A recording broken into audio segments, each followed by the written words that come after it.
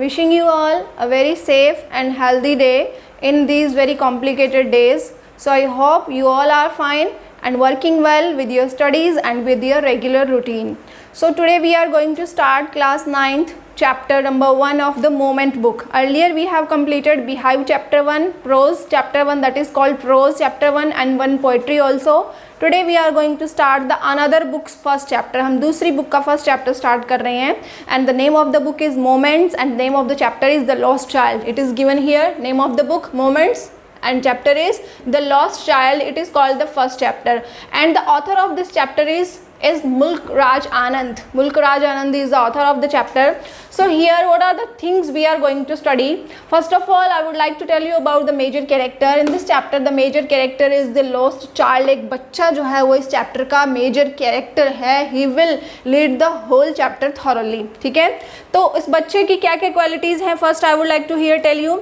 So here it is given cuteness of the child. एक बच्चे की जो क्यूटनेस होती है, इनोसेंस होता है उसके चाइल्डहुड में, all the things are described here. His cuteness, his life, enthusiasm, his laughter. एक बच्चा बचपन में without any worries, without any tensions, how he spends his day with his parents under the protection of his parents. अपने parents की protection में एक बच्चा अपने कैसे स्पेंड करता है, अपने चाइल्डहुड को कैसे स्पेंड करता है. These all the things are described here. Next it is given the nature beauty. Nature beauty, nature की ब्यूटी, जब हम नेचर ब्यूटी को विजिट करते हैं then how do we feel.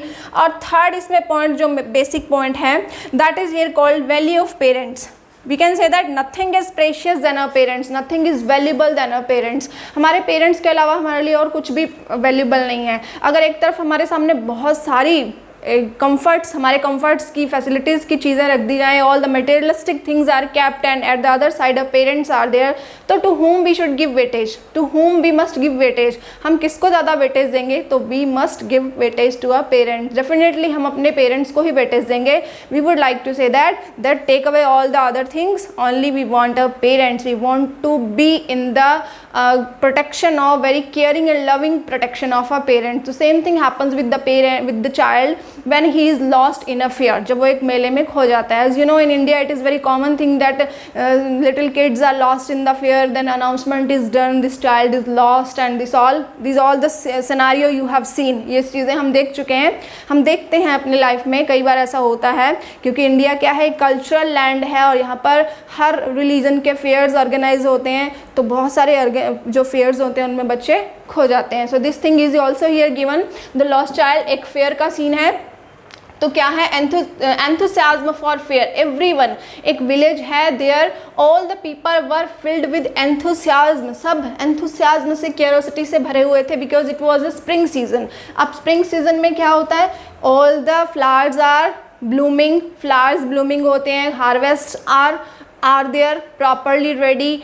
और क्या होता है, जो फील्ड्स होते हैं, यहाँ पर जो मस्टर्ड फील्ड है, it is looking like melting gold. आपने देखा होगा एक पूरा पीला खेत, जो सरसों का जो पूरा खेत है, जब हम उसको विजिट करते हैं then it looks like a melting gold. ऐसा लगता है कि कोई गोल्ड है जो पूरा इस ज़मीन पर मेल्ट हो गया है. तो same natural things is there. अब क्या था, जब जो उस विलेज के जो पीपल थे वो फेयर में जाने के लिए एंथुसियाज्म से भरे हुए थे. They were filled with zeal and enthusiasm. अब कुछ तो पैदल ही चल रहे थे on foot, someone on bullock carts and someone horses riding, but the child was going with his parents by foot very eagerly. बहुत क्यूरियोसिटी और ईगर के साथ अपने पेरेंट्स के साथ पैदल ही चल रहा है. जब वो बच्चा है, the child is there, he is going with his parents, तो उसके पेरेंट्स उसको अपने साथ ले जा रहे हैं विजिट करने के लिए. तो child with his parents visits the fair. बच्चा अपने पेरेंट्स के साथ फेयर विजिट करता है. दे 3 आर गोइंग बाय फुट. अलग अलग पीपल अपनी फैसिलिटीज़ के अकॉर्डिंग जा रहे हैं. तो child is full of zeal and curiosity. He wanted to visit the fair, क्योंकि वो फेयर को विजिट करना चाहता था.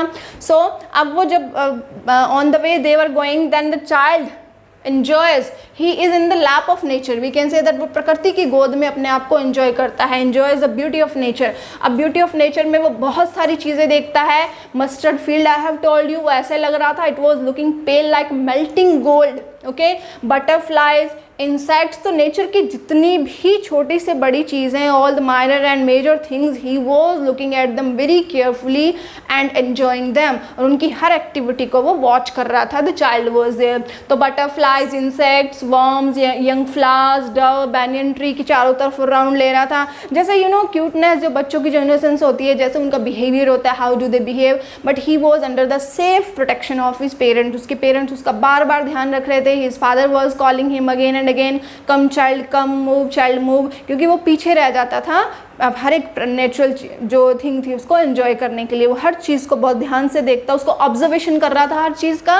And he was looking back, then the parents were calling, sometime father, sometime mother was calling, come child come. In this way they reach the fair. इस तरह से वो फेयर में पहुंचते हैं by enjoying the natural beauty. तो natural beauty को enjoy करते करते वहाँ पर पहुँचते हैं. अब जैसे ही वो फेयर में एंटर करते हैं तो in the fair enter, he saw many attractive things all around there, because we have seen the scene of the fair में कितनी सारी अट्रैक्टिव चीज़ें होती हैं दैट फैसिनेट्स अस, जो हमें फैसिनेट करती है, इवन छोटे बच्चों को बहुत फैसिनेट करती हैं. तो सबसे पहले वो देखता है स्वीट्स में गुलाब जामुन, जलेबी, स्पेशली उसकी बर्फ़ी उसकी फेवरेट जो स्वीट थी. But the red eyed father was not ready to provide him anything, क्योंकि जो फादर का जो उसके फादर का जो स्ट्रिक्ट मूड था, वो उसे कुछ भी चीज़ दिलाने को, कुछ भी प्रोवाइड करवाने के लिए रेडी नहीं थे. But the mother, you know mothers are very melted hearts. Mothers तो बहुत क्या होती हैं, बहुत सॉफ्ट कॉर्नर होता है उनका हार्ट का. Then she was all the time asking him that next time I will provide you this all. तो मदर उसको कैसे ना कैसे करके उसको सेट कर रही थी, उसको एडजस्ट कर रही थी.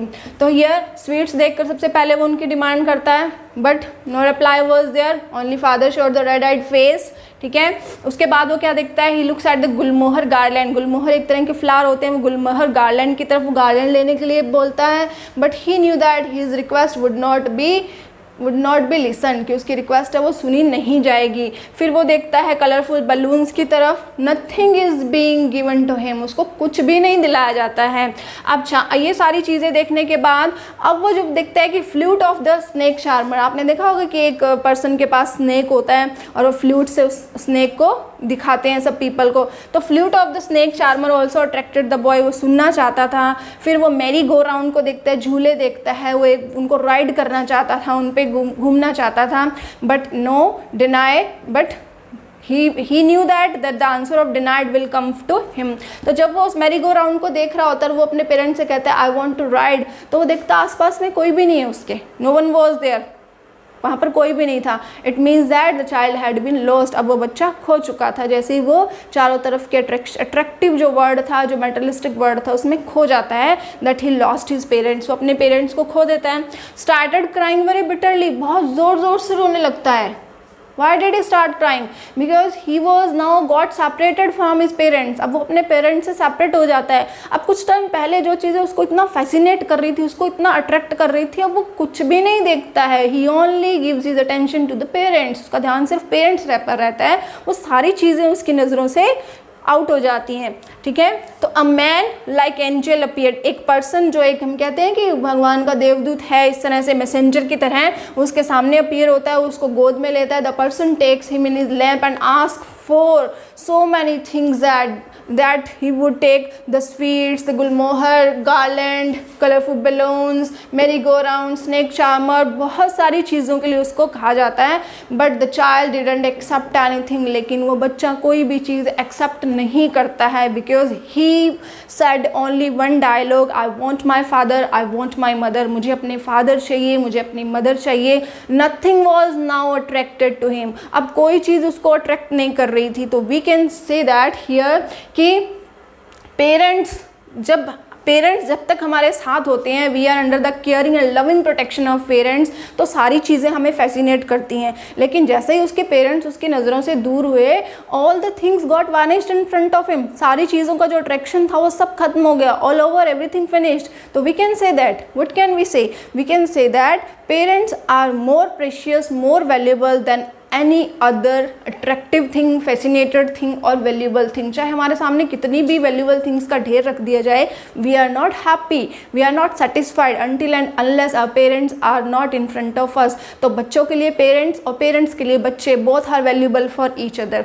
So this chapter gives us a very good and loving message that respect your parents, love your parents and live with them happily because they are the person who want to be the successful personality. सिर्फ parents ही हैं जो हमें ये चाहते हैं कि हम एक लाइफ में एक सक्सेसफुल पर्सनालिटी बने. So they provide us all the things. वो हमारे लिए कुछ भी कर जाने को तैयार हो जाते हैं. They give us all the things, they provide us what ever is being recommended by us, whatever is being demanded by us, all the things they provide us. So have grateful to them. उनका thank you कहिए, उनका respect कीजिए and be loving and caring kids for your parents. Thank you and have a very good day.